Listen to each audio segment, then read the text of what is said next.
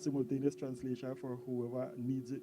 If somebody come in afterward that might need the translation, please direct her to that table. So today we have, anyhow, welcome.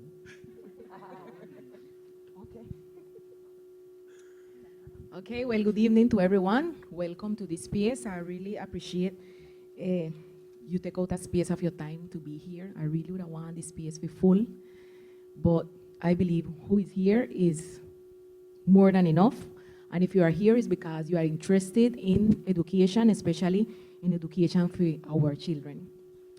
First of all, we talk about some important concept, like for everyone have the same idea of the concept them where we are going to talk this evening. So we are going to say that traditional Raizal parenting is a strong spiritual focus. Is church partner in training, that is the way how we used to educate for children, with a considerable time with parents and other relatives, even with community. More one-on-one time with kids, and parents were more involved in the child's learning, right? The process was not only by transmitting information, but also values. For we Raizal people, values are very important, and we used to transmit that information to our children, like respect, like discipline, like respect for authority, good manners. We both used to teach by example also. For we, example was very, very important. Community used to help us assist and take care of our children them. I remember we had a lot of experience. One time we in small and anything happened outside and you come home and they row with you and you come home, you can't tell mama say they row with you because they want to row with you again and they will beat you again. And parents used to respect what other people used to do with our children, trying to scold them and support them. But also children had limited access to information. Now we got more access to information, and also children had less space for expression. We couldn't talk. Sometimes we couldn't get in a big people conversation because that was prohibited. Modern Raizal parenting is something different now. Spiritual and religious focus is minimal. Sometimes we don't even want to talk about spiritual part, and you can't even talk about religion because, well, the country say religion, everybody do the religion how they want and whatever. So sometimes we can't even talk about the spiritual part during the parenting. Children used to spend more time apart with their parents, with granny, with grandfather, grandmother. Most of the parents have to work nowadays. Time change, the world change, and sometimes father and mother have to go work. So children sometimes they pass time alone or with somebody where they take care of them, or maybe by the school. We put them in all kind of class. We put them if we go basketball, we put them if we go music class and everything, because sometimes we don't got time to take care of them and pass time with them. Nowadays, education more focused on knowledge, skills, information, rather than values. Maybe values not so important nowadays. Parents are more isolated and self-centered. Community doesn't help in discipline, and parents sometimes feel guilty because they are not passing enough time with children. So sometimes when parents come home and they pass the whole day at the work, and when they come home and children want this and the other, sometimes we just do what children say because sometimes like we feel guilty. So that means sometimes we are more permissive. We are going to talk about some important concept also as challenge. It refers to individuals who face barriers of learning or development due to physical, cognitive, emotional, or social difference that require support to reach a full potential. Learning disability, or what we call in Spanish dificultad de aprendizaje, normally is a neurologically based condition that affects the ability to read, write, speak, reason, or do math despite of normal intelligence and opportunity to learn. Gifted and talented is what we call, or what they call dotados or talentosos. Sometimes we call it superdotados also. It describes individuals, often children, who show exceptional ability or potential in one of more areas such as academic, creativity, leadership, arts. Twice exceptional, or doble excepcionalidad, it refers to individuals who are both gifted and have also a learning or development challenge requiring support that address both their strengths and their needs. Special education is a range of services designed to meet the unique learning needs of students who have disabilities or who have these challenges that we talked before, ensuring they have access to equal education. Inclusive education, I think this one where nowadays we hear a lot of inclusive education, is an approach where our learners, regardless of ability or background, are welcome and supported in general education settings with appropriate accommodation.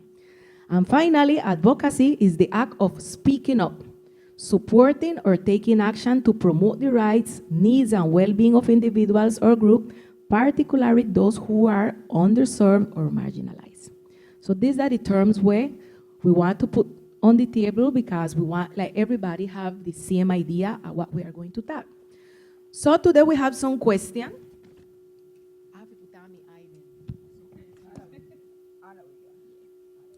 So we have some questions, and I will ask, well, Miss Maureen, Alexa, and Marco, if Marco are listening to us. I will ask the question, and well, you decide who want answer first and who want complement, who answer after, or whatever. This is just a conversation, and what we feel free to answer each and every one of the questions. So first question, how has academic excellence traditionally been defined? And how have past ideas of academic excellence affect Raizal students succeed? How do you think the Raizal community views academic excellence today? Make we talk about excellence. Who will answer first? Yeah. Alexa. Well, good evening to everyone. Academic excellence. How we used to see it before. Well, I wanted to know how I hear my papa talk about, One time he used to go Bolivariano, you have to do what him call it. I don't remember the man them used to teach. Get come out like some father. And I mean, you had to learn real skills where when good for your using in your daily life, no? And him always compare and say, well, no. But because before, the excellence was like related with the knowledge where, well, the student, when they get, and the connection with what they will have to do with that knowledge in their reality or their daily life. No, excellence is a number, a statistic. Right now, the school them, everything that they grade, like how much I get out in a Spanish, I get out 5. Or the next thing will hit me off sometime that, which puesto are they? And with that, we start categorize that as excellence.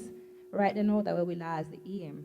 Because then everybody, they go, forget the number, or get the position, but they last the knowledge. The knowledge is not important. And when time we put, like, right now, that as excellence, maybe we last the focus from what really we're supposed to do in our learning and in our education. And, well, I say that because well, that's the experience where I had when I worked by the school.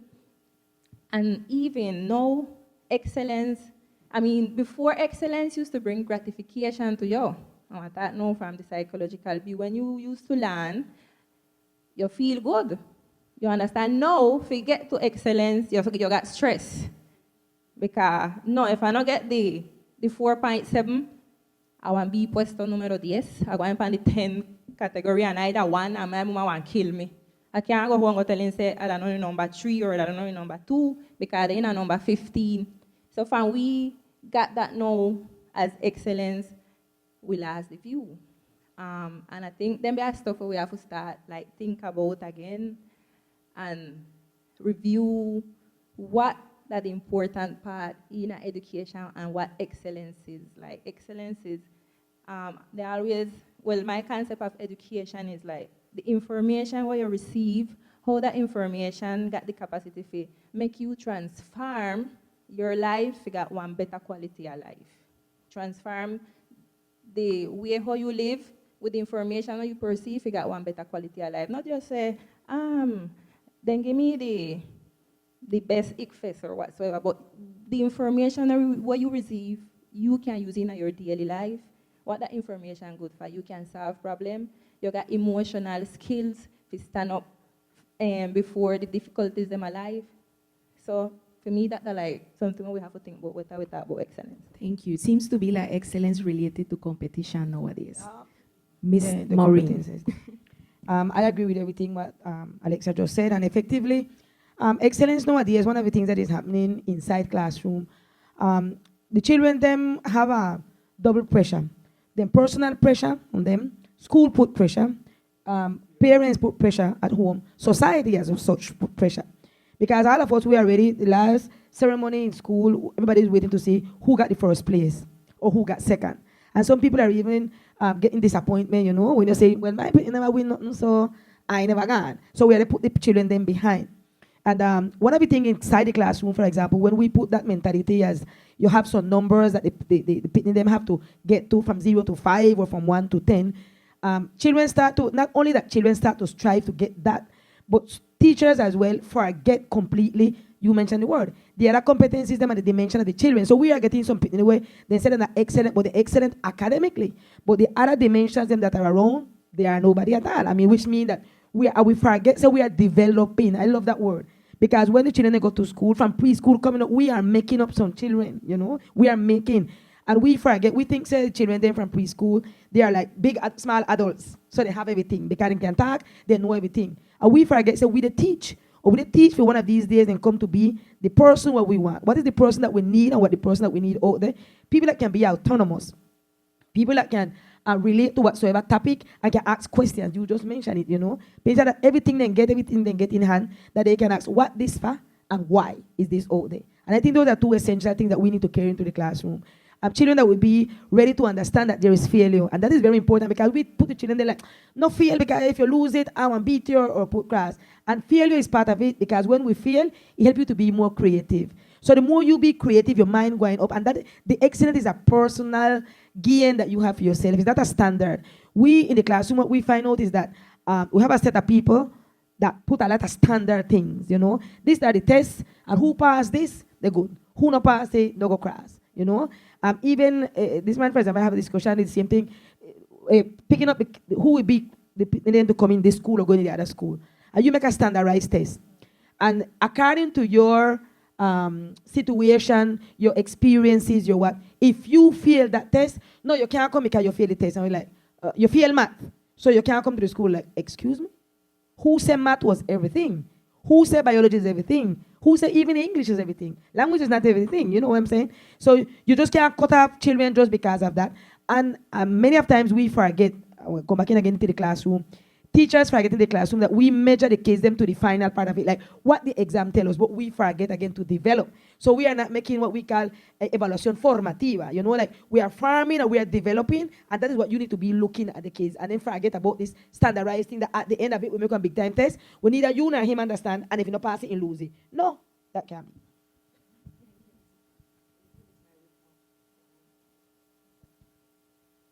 Hello. Thank you, Miss Maureen. I don't know if Marco is listening to us right now. Marco, do you want to say anything else about excellence? Welcome again. Yes, ma'am. Yes, ma'am. Good evening to all, everyone. Thank you guys for the opportunity to be here with you all today. Sorry to say I'm not there in person, but what a great pleasure to be here joining with my fellow islanders, Raizal people, in this auspicious occasion. So thank you very much for having me. Yes, I want to go back a little bit to the original part of the question that says, how has academic excellence traditionally been defined? And I think agreeance with plenty of everything that Maureen and Alexa had shared.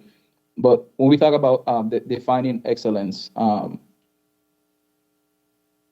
there is a passage that said that for everything there is a time and a season. And everything that, when it comes to excellence and traditional excellence, when you look at student academic achievement, strong performance, good work ethic, intellectual engagement, high GPA, mastery of the subject or the content or the lesson that the students are being taught, being able to think critically and problem solve, have initiative and that intrinsic desire to be curious and want to do better, recognition, awards, all those things, exam, assessment, all those things form part of what is academic excellence, but it's all grounded in high expectations.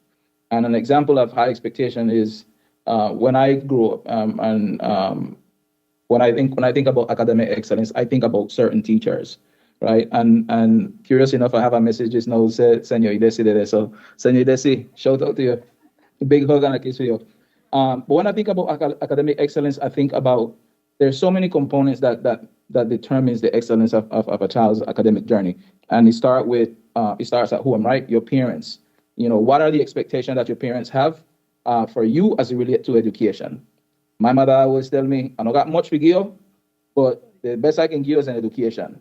Because what you get in your head, nobody can take from you. And then when you go to school, it was the same thing.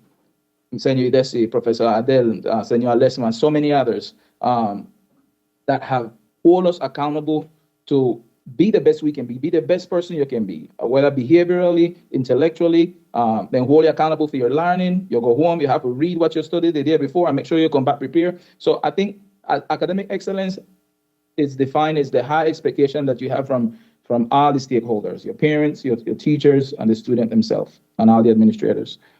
And then the other part of the question said, and how have past ideas of academic excellence affected Raizal student success?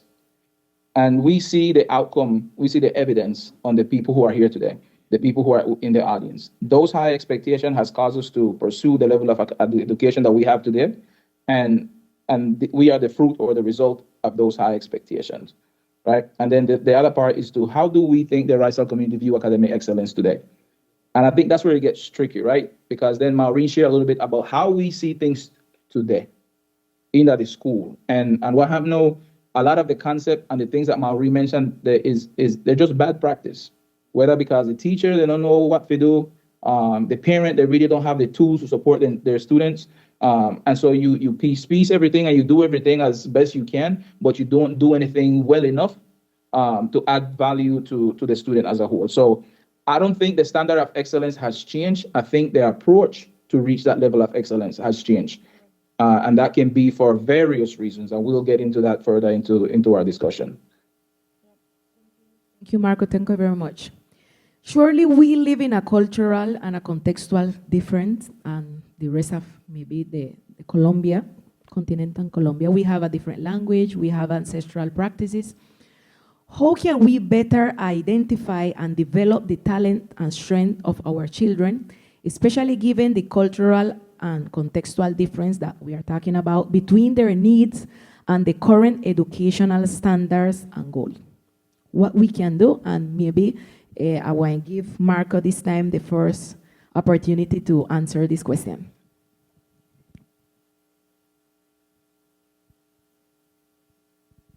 So going back to the question and kind of picking up where I left, how can we better identify and develop the talents and strengths of our children, especially given the cultural and contextual differences between their needs and the current educational standard and goals? That's a big chunk. When we talk about identifying and developing talents and strengths of our children, I think really understanding that the people who are in charge of our students, of our children, have to be well equipped to be able to provide adequate services and support to our children. And when I say well equipped, when it comes to pedagogy, when it comes to how do you teach, how do you provide high quality instruction, you have to also understand our cultural context. Who are the students that you are serving or we are serving as teachers? Are they Raizal students? Are there immigrant students? Because context matters. And then you also have to be able to differentiate and understand every child is unique, but every child has the ability to learn. It is our job as educators and as teachers to identify what is that child best method or best form of learning. And so culturally, you have to be able to relate to the children that you are serving. You have to be adequately prepared as a teacher. So you have to have the proper training, educational background, so you can have the capacity to deliver the quality instruction that those kids need. And then you have to understand what are the educational standards? What is the goal? What are we following? What is the curriculum that we are following? And prepare ourselves as such to be able to deliver the quality instruction to the students that we are serving. So I'll pause there and then give it to one of the other colleagues so they can share. Yeah, well said. I believe definitely inside the classroom is like having a set a little bubbles, Everybody's a bubble. And the bubble, you're full of a lot of your experiences, whatever you bring to the table, what is on the surface is because of your experiences that you had. And all of us are different in that, So when we see anything that happens inside the classroom and the child that is in the classroom, we need to go back to the family setting. We need to go back to the place we live. We need to know the language was intact, everything. Teachers need to be aware of that, inside the classroom. It's not only one bubble. So that means that it's not only one bubble. The way how I give my class, the way how I address, they have to be different for each person. It just can't be one big thing for everybody because then they're going to have a problem.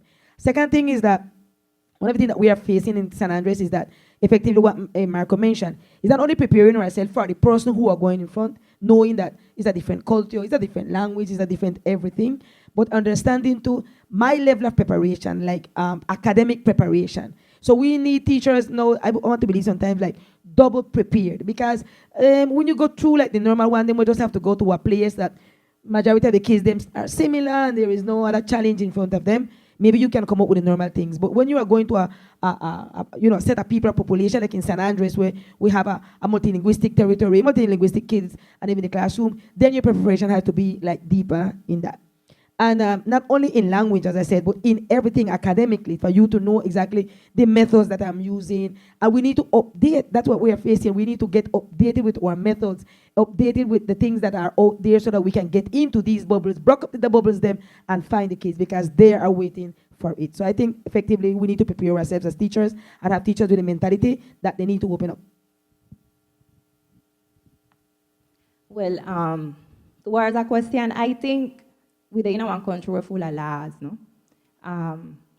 And I think sometimes we just have to, I like the concept where Silvia mentioned before, the advocacy, no?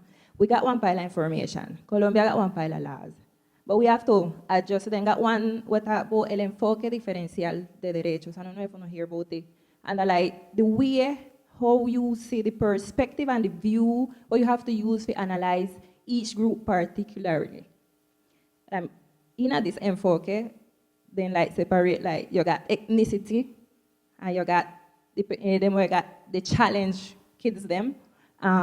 So if I think one of the things and one of the difficulties we got that say, sometimes we not take with time to create them as space, sometimes we not take the time even for read, sometimes we not take the time from the different instances them are with them, maybe in our education, in our classroom. When I used to work ECB, maybe from the Secretaría de Educación, to identify what we have to do from for we position, we can educate for kids them according to what the nation they give we, the lad and the day. But we not do nothing. We just sit down and everybody wait to see what will happen. But we have to identify, even say we got differences, no?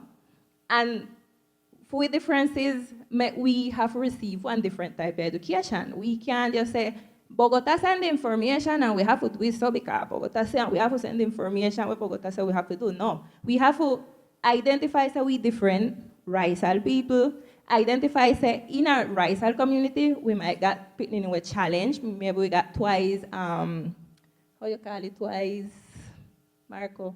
Exceptional. Twice exceptional. You got twice exceptional. And them things, the things we have to get in mind when you come to deal with education. But if we take everybody and just put them in the same box, and believe everybody that cow, and we got cow, horse, bird, fishes, we can't educate everybody like that. And I think that's one of the things that happen. Nobody know they like see the differences, but we take everybody and put them in the same box and use the same pattern, and then we expect excellence. We can't get excellence like that. So I think now, as community, like this is one very important space, we have to start analyze what are the tools that we got from the nation, and how from up there we going to bring it down to the place where we need to can give them one quality education. Because everybody they sit down and the time they pass and we they graduate them every year 1,000 of them graduate.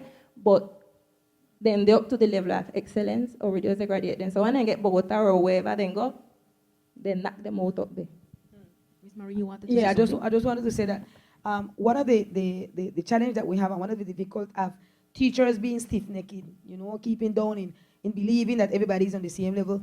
We cannot it will be harder for us to identify the kids them that are in the class who would you're double exceptional or talented in this or whatever other thing you want.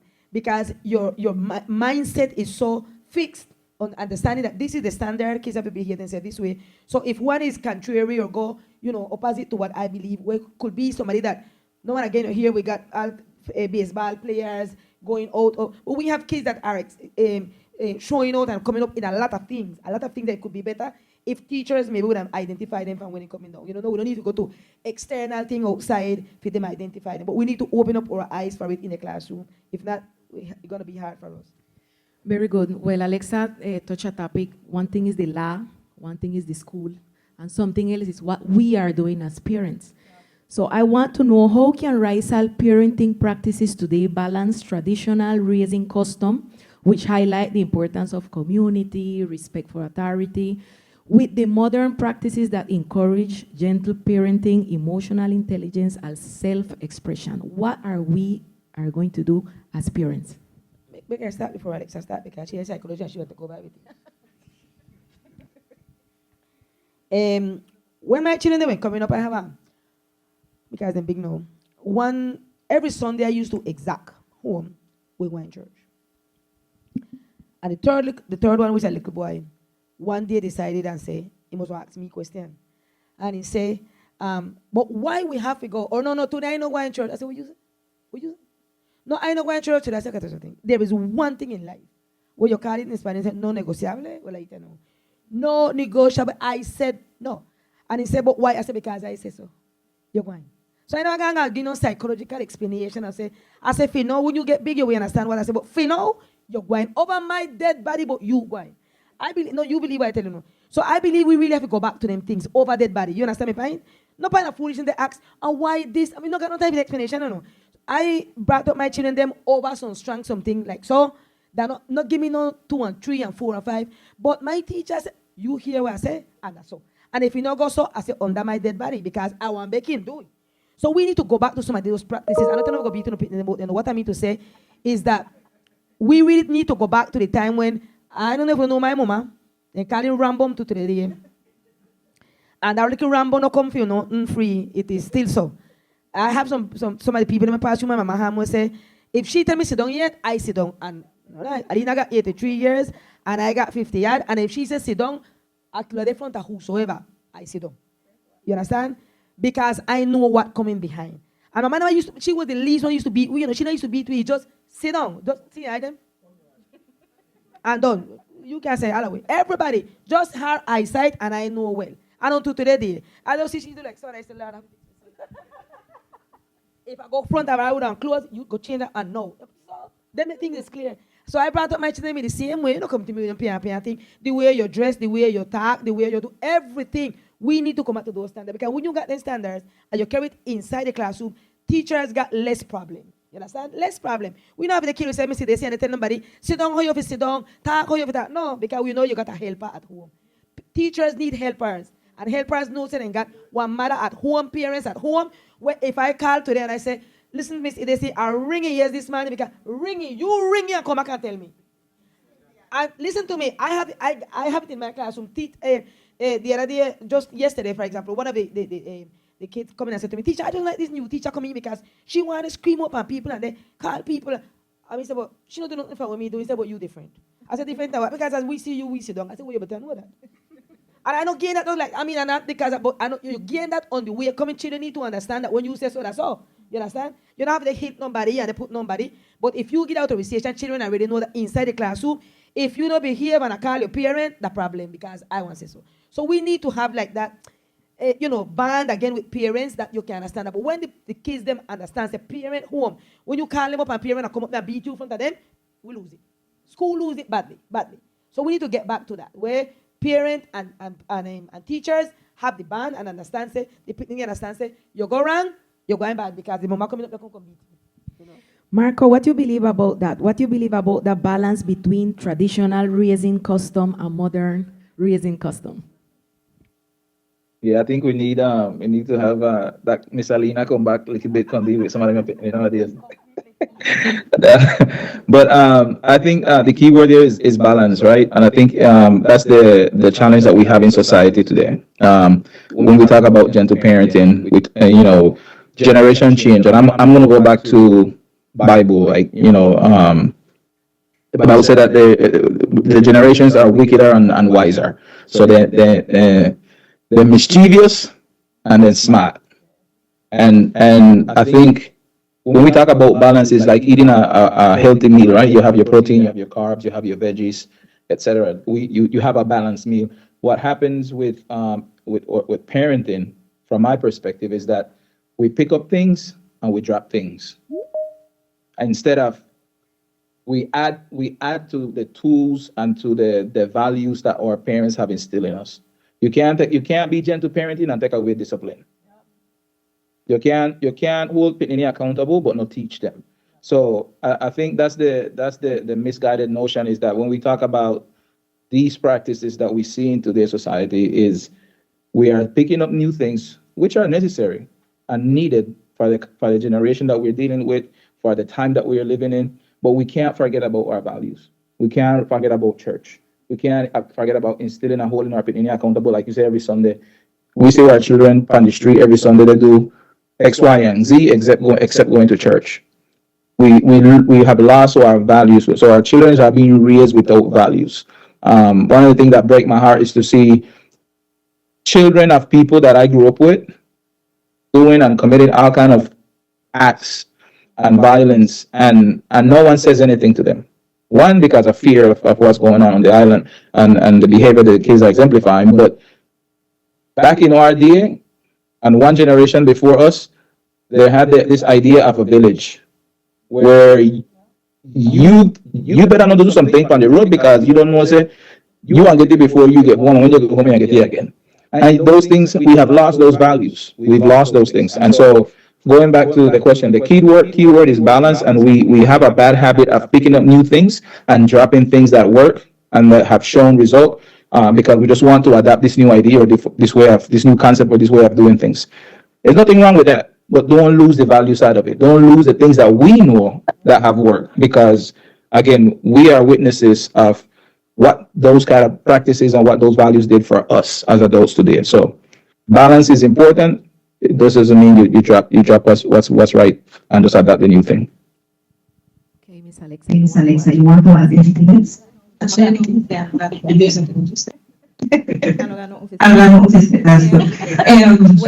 well, As how, balance I always hold on fun. As how Marcus said, um, we went from one extreme to the other. So before, they used to say they used to kill you.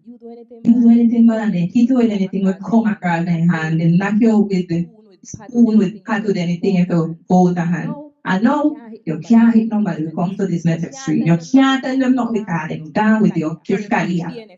Being a star. Then girl come precisely when on top of being a star. um, I used to work in a star, and they used to cost me too.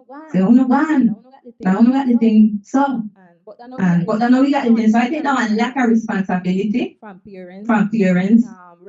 Right now, as always said before, economical system, everybody have to work, and I got no time. And easy to say that being a star fall, or easy to say any kind of excuse. But I just want lack of responsibility from the parents, them to assume say then maybe we know they do what we have to do. We know they look the balance, we know they look the support. And when next thing I say everything disconnected. The church they decide, the school they decide, my mama they decide, I they decide, and my sister they decide, and nobody know anything and nobody dies. Because you gonna talk about both your sister and he stop talk to you. And go tell him same thing and they hear bad, I don't know and talk 1 year. So everybody them on them one, and then we start like this selfish here with the lad, the sense of community. Before when that we like connected down like the sense of community, and as how we understand like that link with the spirituality and everything, but now everybody they like on them one. So I can't tell my neighbor about in picnic because I get offended. And then it's that talk to we and what a problem, what a big discussion. So everybody just this nice. Right now we they know a critical situation. No, who got gun that you them? The gun in the school too. the teacher them can't say no, because first they used to go and beat the picnic them at school, but no like teacher them they go beat. So that's just like one lack of responsibility from parents, right? Now when we have to like come back to, and like we have to just start go from one extreme to the other and keep the balance and recognize that maybe before we got things so we can do what we never could do. And that's why being a start ban and that's why they create an institution. But that don't mean say being a start you know no character at any one time. I remember with my social worker. We then want kids, the man bringing picnic here. The why went glad. Come and say in Pupa beat him. And in bring him a start. We nearly beat him too. But that we hear when he come from. We can lose all the material. You go to school and lose all the material. Why take your stand on the space and go and just study. The Pupa just to beat away anyone can.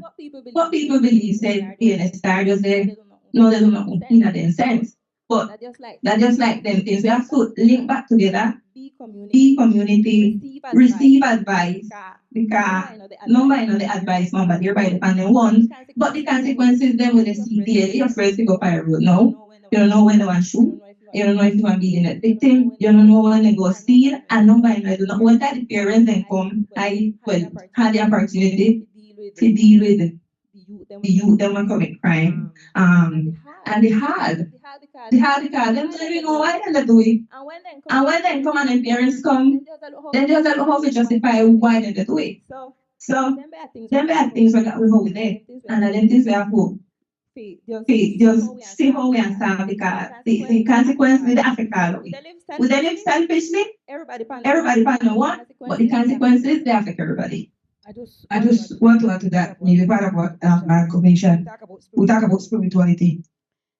And even when I mentioned that parents have to have a bond with teachers, parents have to have a bond with Christ. And I believe one of the biggest things that is happening with us in San Andreas is that we rise as people, we want to go for God. So we talk about value, we talk about putting what we want to get it from. If we mentality, and then we talk and say, they take away from we, no, not to take away from we give up because our values then they change. And they change because we walk away from spirituality, we walk away from things that we used to do, we walk away from the God we used to serve. You know, we walk away from the Bible principles then, and those things that what we didn't notice. So again, when you open the gap, when anything will come grass and fly grass, then we're pushing. It's not only about going to church on Sunday morning. Somebody mentioned the other day, and that is one. What we used to do on Sunday morning, go church. Sunday, go church. We used to go see. No, you don't go see. No true. No go. They want to touch your feet and you're going. Some people don't believe. See, when you fix that thing, you see, not true.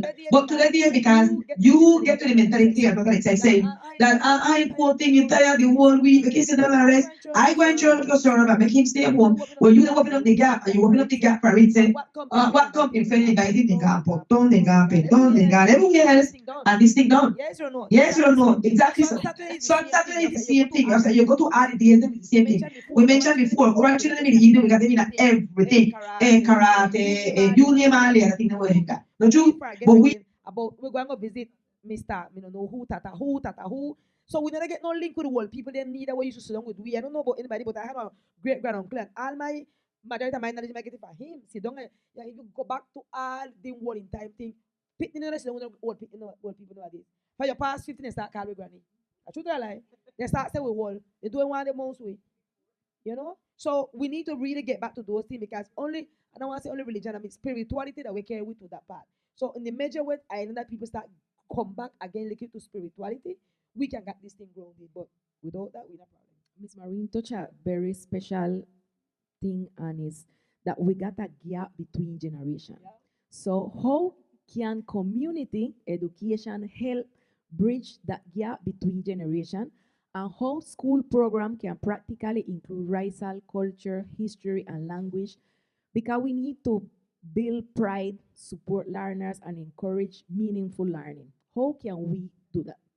I think one of the things, I think Alexa was the one who mentioned it, is that we find parents nowadays, we find families that are separate. We want to live in a way, you know, as I tell you, maybe not say copy because that's what the world is giving, but we live in a little chanty one way, you know, and then my mama live far, and if I live far, so I lazy if you go this way, and grandfather live far, or ultimately they find say with children them now they stay out of San Andreas.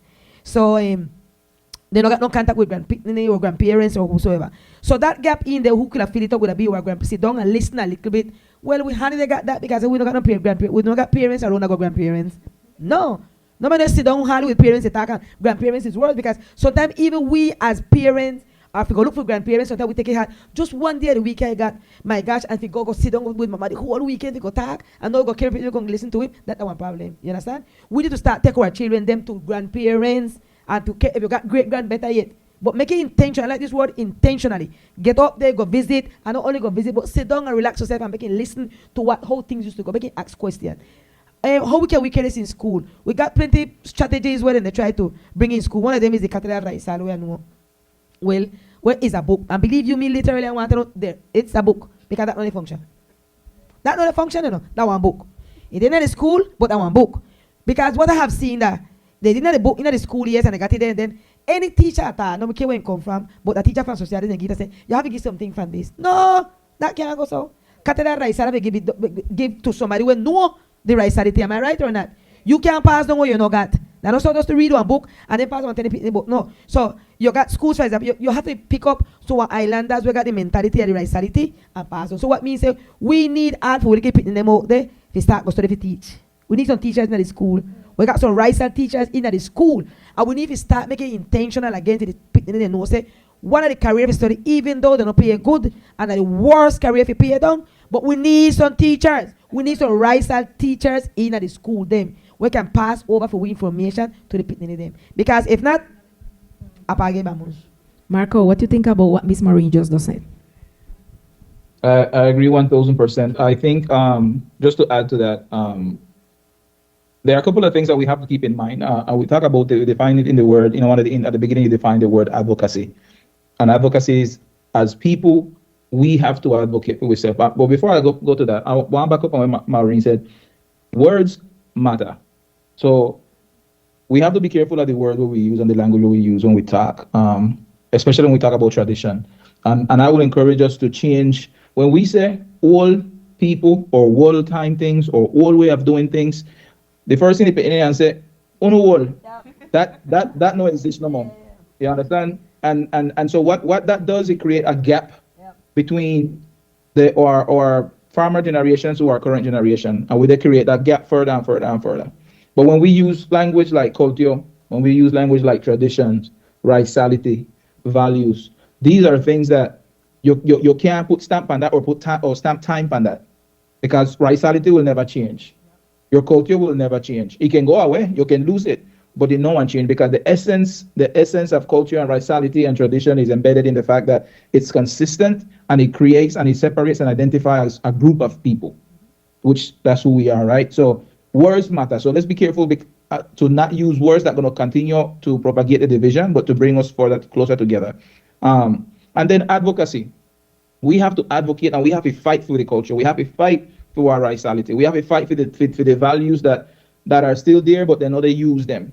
And you can fight in many ways, right? Yeah, take them to church and all that, but how can we really take our youth, our younger generation and connect with them? What are some activities, what are some things that we can do as a culture, as a society to bring our tradition and culture? And you got people, San Andres will do that, then do it through music, then do it through art, then do it through these kind of conversation where they have right now. You do it through food sale, horse race, the things that are traditionally or culturally from our island that people are doing. And I love to see so many of our young people doing some of those things to the day. We have to do more of those things. And our more seasoned, our elders should be a part of those things and be more intentional to what Maureen said on what are some of the activities that will grasp and capture the attention of our young people and meet them where they are.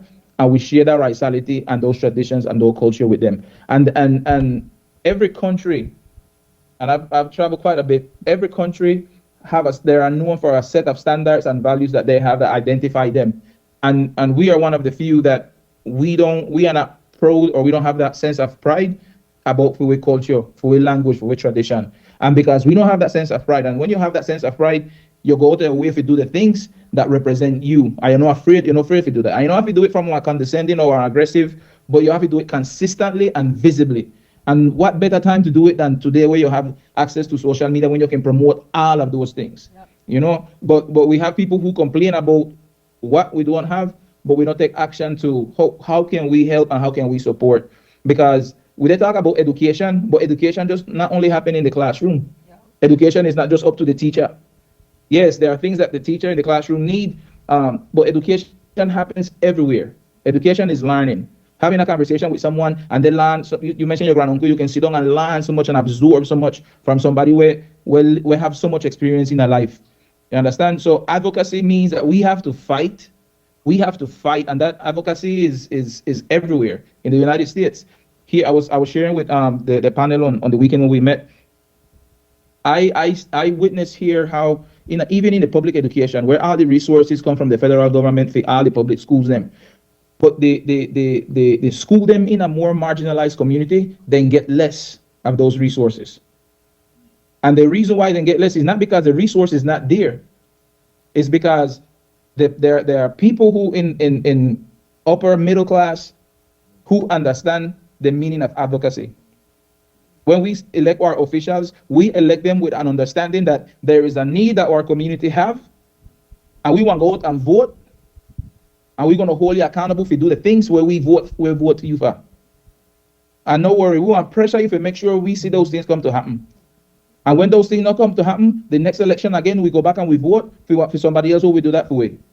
And yes, it's a battle, it's an uphill battle. It seems impossible at times, but we can't stop. When them push me back 10 times, we push back 100 times and 1,000 times over and over. And so advocacy is critical. Our voice is important. It's when we talk about twice exceptional kids, we talk about kids who may have an ability they're super smart, they're very bright, but at the same token, they may have a disability. We have parents who see that, experience that, and they don't know what to do. You might not know what to do. We might not have the tools to fight, but one thing, or the resources to support your child, but what you can't lose is the fighting spirit. They say, you know what, I want to find one way to make sure, say, when we talk about tradition and raciality and the need for the classroom, the need for the students in those classrooms are met by bringing our people together and doing what needs to be done to get attention of people who can affect that change and hold them accountable to it. And so, again, when it comes to what can we do culturally, how can schools program culture and history, how we can build pride, advocacy is everything. And I go back to those schools. These parents, when them start make nice, and that's what they call them up here, they start make nice, meaning then go up on social media, then call the radio station, then call the school district, then go by the school board, and then start make them understand these are the needs that our students have, and we don't want to stop until we get those needs. And let's talk about the law that's in place for special education in Colombia, but most people don't know about it. And so who wants to step up and educate? Who wants to step up and educate the people them about what those laws are, what resources are available, and how can we fight to get those resources so that way we can provide adequate support to our teachers, to our schools, and ultimately to our children in them schools. Thank you, Marco. Definitely, I think parents and family and community have to get more involved in education process. Okay, we are coming up to the end. I will ask the last question because I want to give time for the audience to ask their own question too. What training and support teachers and specialists need to help Raizal students reach their potential, and how we can build lasting partnership to support this work? I would like, you answer punctual ideas, what we can do, or what teachers and specialists need to help our children in classroom. Okay, I want link a little bit with what we talked before. So we can educate for we putting in them. Earlier we talked about with mother tongue, but we didn't educate them in another language. So that's one of the biggest thing. Pan the hill got some school, and the majority of teachers only talk Spanish, and the majority of them only talk Creole. So right there we got one big difficulty, what we have to solve. What we have to make advocacy for and ask. The school that only didn't talk Spanish got one pilot teacher with talk Creole. But for the teacher, they have to go to class in Spanish for them understand. But for them have to receive for them education absolutely in Spanish. We they know they understand. Say la luna es gigante. They know they understand. Them know they understand. The same way how the others and do. So you got a lot of strategies where we can handle But as what I said before, education, from the education system, we have to sit down and acknowledge, because in the Ministry of Education, I remember one time I opened the page and I got 1,000 million strategies, and they tell the school them, you choose the one where you are according to the type of school where you got. But I see say like everybody just know how to read and choose according to your need. And right there, we come with a mark on the top about the advocacy. We have to look, find, and apply. Because the information that there, and we got one pile of things that we can do. But we have to shake up, we have to rekindle the fire. For example, I saw hear some parents say, my pitney lose mathematics, but the teacher only teach me in Spanish and the little one understand. And I ask him, are you going say your pitney no understand the kind of talking a Creole? No, because they don't do nothing. Well, nothing no happen. But then there are the things them where we have to get one change in our attitude. I think one of the first things what we have to do, that know so we important as community, as Raizal people, build up with self-esteem. Them no better than we no better than them, all are the same, but we got right. You got one pile of strategy. I love one strategy where when you're escuela nueva. I don't know if you know hear about it. They were created in Colombia. We teach people in the rural places, no? Then take all of them and put them in there, and everybody going to learn according to their ability, capacity, and everybody going together. And they're not going together because some going fast and some, but you know, under pressure, everybody going to learn according to their own time. You got one pile of different strategies and models, but we just link on the traditional system, catedratico. I believe if I stay here to talk like half hour without Maureen talk now Marco, Maureen and did, and half hour no going find now. I said, but the way this girl no less nice, no, yeah. So imagine we the same for putting them that school, for putting them where love them phone and then tablet and then TV, where love TikTok, Facebook, Instagram and them as, where each video take like 30 seconds, you look for a video, you can look for a video, you can look for a video again. And we send them to school 6 hours, now about 8, go hear the teacher, 1 hour, sometimes 2 because they're in a block. Hear this woman talk the whole day. No, they no learn nothing. So that then things we have to acknowledge. No, we have to start change because time change. And that's one of the first thing we have to acknowledge. Sometimes they might say, no, you're pretty got deficit the attention and can't keep your attention. Nobody can keep the attention in a classroom, but we want to start saying, no, me got one problem.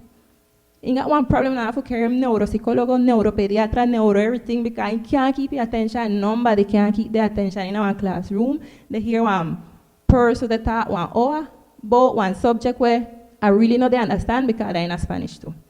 So then there are the things that we have to start like approach and look to see how we can go and adjust. We have to bring education to reality. If we live on an island, why we don't know about navigation? Why they not teach you about navigation?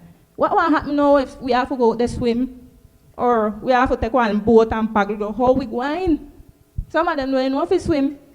Things where we need as community, as Raizal community. For my masters, I asked them, oh no, the ruralidad? And then said, no, because they believe they live in a city, but they live barrack. Una zona rural. But they don't know say es una zona rural. They believe they live in la gran urbe. You understand that things where from education and not even acknowledge, so we have to go plant yucca, and we have to go plant soccer, forget banana, bosco, and stuff like that. And education, full education, should lead we to that. Right? Sometimes you hear them go study about ingeniería auro, no sé qué, and we like, you not coming back. You not coming back to San Andres. But nobody not go study, no sé, agropecuario. Nobody not go study that. And not talk about that at all. Yeah, nobody not got patience. That's what they say. We not going to stand nobody picnic. That's what they say.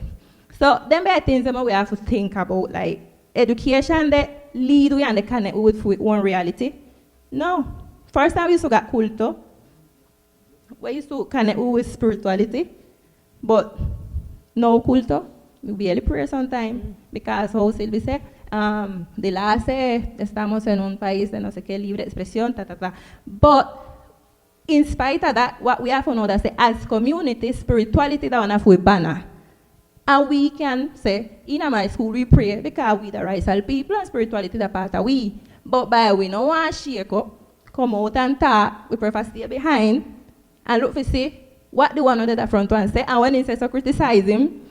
So that's our attitude, but then I think some of us have to change if we go forward, because really we education need help. Yeah.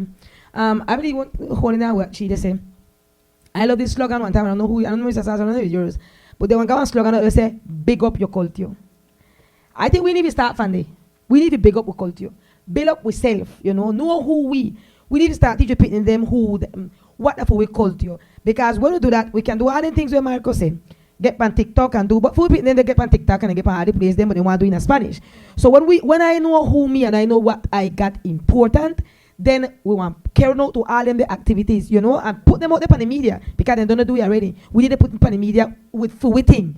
Another thing that I see inside of the classroom, them very important, what you mentioned, is that we need to start eliminate the 4 walls classroom. Just like how they do in a church today, they say, take the church out of the walls them, take the school out of the walls them, take them out. And take it out. I mean, we don't want a little island. If we don't want to sit there and tell us something, but we don't want a little island. You mention it. We don't get arts. Why would have to stay down inside a classroom, heat the classroom, where we not got fit land for print? Go on into a coconut tree, go on into an extreme tree, and teach it in them. Teachers favorite to go put them out of the classroom, them, out of the mainstream classroom, out of the things them. They're not only biology and things got labs. You got lab for everything. San Andreas got lab for everything. You mentioned navigation. We got any other thing we can take with in them directly. I want you to see getting the real life experiences. But then go out there and then feel and then see the things them and things. One time they got a rule and say the people ain't going pass but then can't go see. I said, well, I don't want to see that. I would not want to see that. You want to carry, and then we go up and see, because somebody did not see. That was somebody, that was for him, probably he don't know if he swim. But you know what, tell me, say you want to carry me pan the sun, I want got one pilot running pan the sun, and they see that they don't lift me, and I don't go and see what I would, I don't want to see what I would go. Not true. So we not afraid for them to take that we, Panya come in here, they might get worried and say, I mind with the water, can you enjoy it? We know we don't want to drown it. I mean, we know the water, if you don't know if you swim, you drown it. You laugh, you swim. But we can make things in the sea water. We make things by the sea. We make things by the sun. We make things. We need to start take up with them and start take them out of the classroom. Indeed, you understand? Make them can see real things and real life situations where that what connect them to who we are. With that, I don't even understand hearts raised. But how good it would be if you go carry me hearts raised and teach the people them how that go. We don't know if inside the classroom we got one good job kick today. We don't know. You don't know. You talk about bringing genius. Who say you know I got it? You know? You understand? We grew up so we don't know if you come about me. They can't not teach we. We don't sit down with grandmother and we don't know. Maybe we can learn it from school. So we don't waste time in the class. We don't pile foolishness, but ethical. I don't want to say if I got an ethical teacher. Any other subject in here? Well, maybe if you give me one food gastronomy classes with the real thing, you're bringing the bami in there, you teach me, hey, good wife. You understand me if I explain to you? So we need that strategy that we need to bring. So link it to what we got. And that you can in the classroom. Also, it's very important what you're saying, Miss Maureen, because everybody learn different. Some we have to touch, some we have to listen, some we want to see more. So we have to get in account that everybody learn different kind of way. Marco, so we want to finish with you.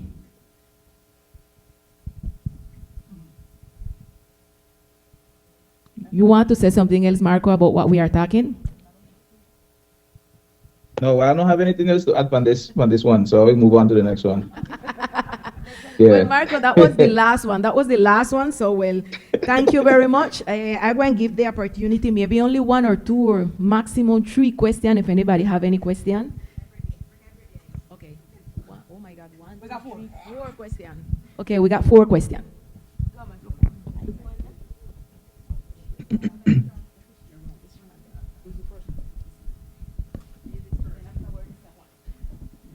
Good evening. Well, first of all, it's very sad to see that this place is practically empty. And it's something that we need to make more often. Because unfortunately, well, we are underneath a Colombian law. And we see now that the parents then live in the comfort zone.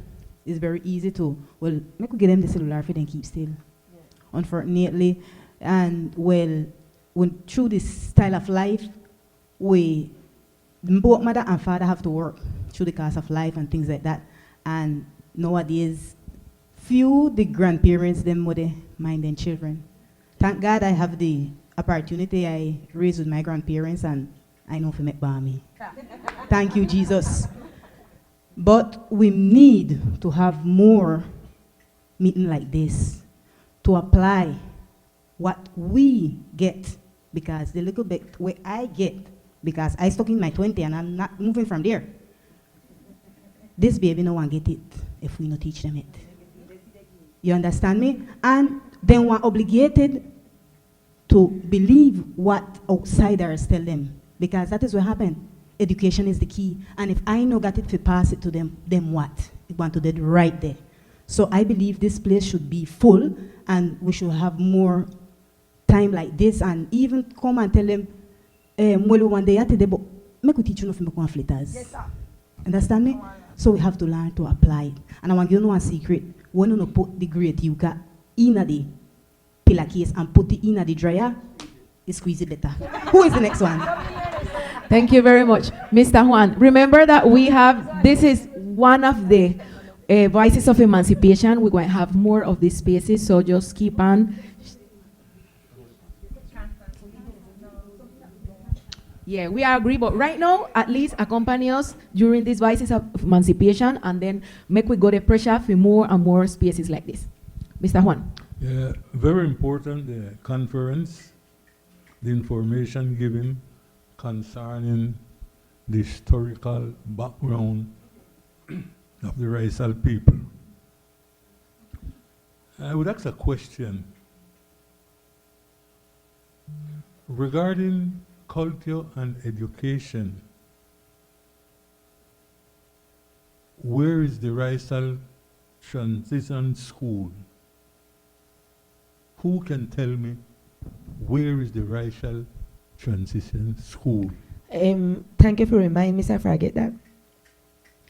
When we talk about the one strategy that we need, beyond all what we say, one of the things what we need to do is to take with language in the school. So the Raizal Traditional School, that for we language have to go in the school. We got one project nowadays in MTB, MLE, where they try to take mother tongue inside the classroom. They got a objection, barrier towards it. But that is the best way how we want to do it. All we don't say how we carry this and for land that. If we don't take for we mother tongue inside the classroom, Philippines then can get the instructions from them coming up from when the time for the learn the language in the mother tongue, we are continue being a problem. So if we want to put some stop on that, that's all we need to do. Carry the mother tongue in the classroom. I will answer the question that I asked. We don't have any transition school. The first 5 years of the child, it developed many of his cognitive language. Today, the Raizal family don't have where to carry the child the first 5 years of his education with his culture and his language. There is no school of that on the island for the Raizal people education. Different from the classroom. This has to be an institution specialized to guarantee that the Raizal child start develop his language. The language of the Raizal, picking them at that age is the world. Yeah. Is their world. But Mr. Juan, how can schools do that when they build the school, the physical structure of the school? But when we the same Raizal one day, what we going to put for people in the school? That we choose who school we're going. The school not choose we. School not go out and say, hey, you come to me. School make propaganda and say, are they here, I open. And when you go choose your school, you choose Spanish school. So how can we do? No, but we can't decide and say we don't got no school because school then not Brooks Hill and First Baptist school. When you construct the school, with all its educational elements, you invite the family. If they want to carry him, they carry him. If they want, they don't carry him. And they don't care them, they who going. Listen to me, Baptist school right now, they struggle with the same thing. We have done a lot of propaganda all out. They said to The people, transitional actually school we is started with necessary. trilingual education or Baptist school. And we coming down and we say, we want Baptist school to become more than Brookside bilingual school, Florence Hill bilingual school. We got everything in this school right now, minus bilingualism. Why? Because the islander picking them, not go at this school, then go down nothing. So when they go down nothing, who gonna for which school? But the Spaniard them, because them say them want to find the Spanish. So the English. So what the program what the school had, it had for you execute the program because it's your community different. If you go to Baptist school right now, we got 58% of the children them that are the Panya. And the teachers them said the 100% of the teachers them in a primary from 0 years right now to 3 years of Baptist school island that Creole people. And they can't speak full Creole in the classroom because 70% are Panya. For who fault? For the school? No, that we. If you go to Halegres, all the people them down the islanders. Every one of them down there are Creole people. You understand? So that we just need that you decide what you want to give them. Nah, too much islanders up there, me no go. Excuse me. And then we say we don't got no rights. We will never get rights at school. We would have never got. So until we don't start get serious and get tight on that and start saying, you know what? Let's go up on the hill. Some people that come from the hill go no nothing. If that is the attitude and the way of action of the right people, what will you talk about? Well, Mr. Juan, I remember in 2017, I believe, I start work being a star with one program named Modalidad Propia e Intercultural. That one the design because they exist. They exist, I don't know if it come back, I know they're gone. They exist and the design for the places, los territorios, we got ethnical groups. I remember, and I believe that when Grayburn designed the project for here, and they went in like the yard or something like that. That one design for we transmit for a culture, they went got the like on the hill, they went got like different they went got different sections and they went like groups and they went for primera infancia from 0 to 5. We come back to the same point where I said from before. Everything they there. The information they there, but we have to know how to use it. What happened? I remember like the operator never got the enough resources or something, or it went too expensive and being starting up enough money, or one whole bad excuse and they run like 1 year. And then they just close it. And they never got the adequation, but on the paper, pretty. But then that the point, like the things are there, but we have to take it and use it. But if we sit down and I do not want to fight and you they do and you they get the money and but you they get the money and talk about both because that and so we know they get nothing. Because the thing that I remember that program very beautiful because the design for each community, because Colombia full of different ethnical communities, but each community going to teach for them culture. Everybody teach their own culture, everybody adjust the program to their own need. Mr. Samuel, have a question. This thing Can I is say very something? important and is long and maybe we will stay here the whole night. I want to begin with this phrase in Spanish that's to say, no estamos en Dinamarca, estamos en Cundinamarca. You know why? Because sometimes we begin to apply education. I want to say we have to be modern and we have to adapt from Europe. So we know that in Europe, we have to be in our media where we are in. You see? Education is a way to get culture. It's only the one way. That's the reason why I had experience with when I was in the Navy, Escuela de Padres, and who used to handle the teacher, the parents, and the children them. You see? And if we don't integrate those three elements together, we lose in time. No? When you're talking about, I have the experience, first of all, Miss Maureen, every year she invite me up there at the Escuela, at the Colegio Liceo del Caribe. And I go also to the First Baptist School. And sometimes it's because we have to go there, and we say something very important. When the children them seeing a face every day, they see Samuel every day in the school, then get tired. So we have to go. Different people go at that school, and the children will feel very different. And they will pay more attention. I have the experience because I go several times. The last time I was up there by the First Baptist School, telling them about Rubinstein coin money. They were surprised, and it was just like that. And something that Maureen said a while ago, you go up there, and the majority of students, unfortunately, Dapanya. You see? And them trying to get to us, and we they go the contrary. You see? So it's a lot of this. This theme is very important and very delicate. Because if we don't do it, we're going to lose everything. And that is something that I don't want to take away time, but I want to congratulate for the team because it's very important if we want to continue build and preserve our culture. Thank you. Thank you, Mr. Robinson. And we had the last question. Can I add to Mr. Robinson, Silvia? Yeah, sure, Marco.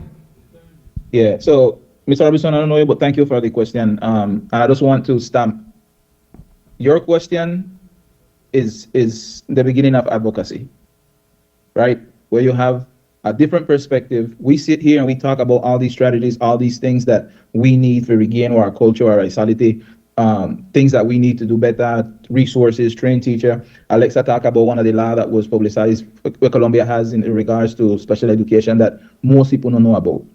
And so to Mr. Robinson's point, we don't have a transition school. We don't have such school. I don't know if transition is the right word for it, but I understand what they say. A school that's developed for the Raizal people, integrating all the things that we just discussed here today. And so that's advocacy. That's the beginning of advocacy, and we don't have that. So then the next step is who will be the voice that will stand up and say, what this look like? Let's bring in Mr. Robinson. Let's bring in the psychologists and the pathologists and the educators, and let's create that and start there. Let's start brainstorming and start figuring out what does it look like? What is it going to take? What's financially, how is it we're going to support it? Who are the teachers that are going to be, let's think about the field trips and the engagement and the connection. So that is the beginning of advocacy, is to meet a need that we don't have at the current moment. And we currently don't have what Mr. Robinson is describing, but we have people who are capable. Mr. Juan Ramirez asked the question. Oh, sorry. Yeah, sorry. And the thing that said we have the law. This is why this space is so important, to invite those kind of thinking and different thoughts and different opinions, different perspectives. And then we identify core values that can drive us towards developing something that meet the need of our future generation. And I was saying, and we have the law. We have laws, and maybe it's the time to talk about ethno-education. I believe that is something we have to put on the table. And we have the right and we have to exact for ethno-education on the island. So the last question, Mr. Harry, two more questions, Mr. Harry and our teacher. Okay, thank you very much. This is a wonderful space that the organizer of the Emancipation has created. When I was a kid, they had something they used to call PTA. I don't know if anybody remember that. What that mean? Parents and Teachers Association. And I remember my mother used to go by the school and teach. I don't remember what they used to teach. But I know say when she come in at the classroom, whatever she will teach, she say make a show no hand. Open your hand and your fingernail. Those are values. And I know that today those are not things that are important. But the home is vital in these things. And I feel like when we see what is happening, the first thing comes to my mind is that them people not got much home training. Because you got a lot of 12, 14, 15, 16 years mothers today. And what them going to teach? Them people. Another aspect when you come to the school, and I would like to just ask a question and leave it in the air. I don't want nobody to try to answer me because I feel like the answer is going to be negative. For the teachers, you go by a school and you might have 30 teachers in the school. Ask them how many books they read last year or how many books they have read in this first 5 months this year. And I better say, out of the 30 teachers, you can't find 5 books when they read. That is telling us something clear. Our teachers are, how you say, outdated. Yep. And it's not just for teachers, for our level of professional. Even preachers, normally preachers, when they read the Bible, and you hear them tell me from the pulpit, say, Bible got in everything. So, I think we are in a, people laughing, but we are in a tremendous crisis. And if we don't find a way to change that, right here by this bank, I know they have some classes or where children come and read, and I think that is important. And we have people that can read good and can come and cooperate. They don't have to pay them, but I think in the schools, reading is important, and the teachers must make it as an obligation for them at least to read a book every month. That would be 12. But I know said they don't read none for the year. Thank you, Mr. Harry. Last question, teacher. Okay. Not so much a question, but what I see is lack of love for our culture. With everything what I hearing today, because I basically love my culture. Miss Maureen is right there. She invite me, and I go different school to try to share with the children them what I know in Creole. And I have a project yesterday, ring plays and game for the generation. And some of them have the book. But what happened? Banco de la República, they used me at time to go by different school, and that was that time, but everything them forget about it now. But I believe we supposed to go by the school them and ask the director them, give us opportunity that we can share with the children them, because the children them need it. I still go at Central Baptist School for school. I still go and then row with me and stay home. But no, I like to teach the children them what I know. So make all who know something about our culture, go by the school them and help make our culture can grow. We're talking and say that everything is this. We know it's modernized, but we need to go and tell the children them what we learn. And that is all what I want to say. Thank you very much. Well, thank you to all the panelists. Thank you, Marco. Thank you, Ms. Maureen, Ms. Alexa. Thank you for coming and sharing with us this evening. I would like, if it is possible, all of you come here and we take a picture together to remember this moment, to remember that we are interested in education and that we are going to be here working and doing something to change situation. It's not just to come here and talk and say a lot of things, but that we can make a commitment to ourselves, to our community, to our children.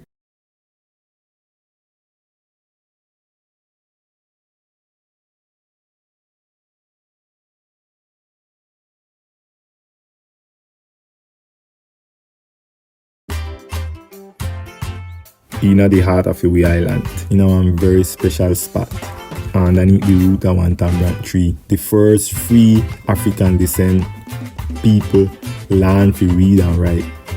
One powerful legacy band, one legacy of resilience, wisdom, and self-determination.